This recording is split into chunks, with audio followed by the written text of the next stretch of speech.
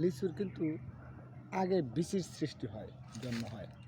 সেক্ষেত্রে আমরা যতটুকু জানি যে লিচু, আমি তো প্রথম দেখতেছি যে এরকমটা লিচুর আগে বীজের জন্ম হয়।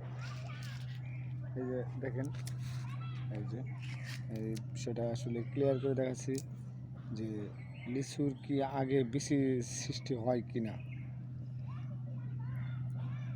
এই তো দেখতে পাচ্ছেন আপনারা।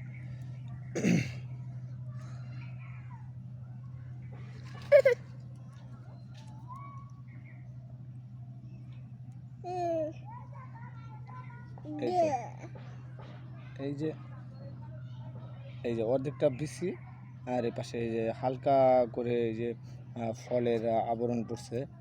এই যে এই যে আমি কিন্তু প্রথম দেখতে পেলাম এরকমটা, যে লিচুর আগে বিসি সৃষ্টি হয়, তারপর এরকম ফলের আবরণ সৃষ্টি হয়।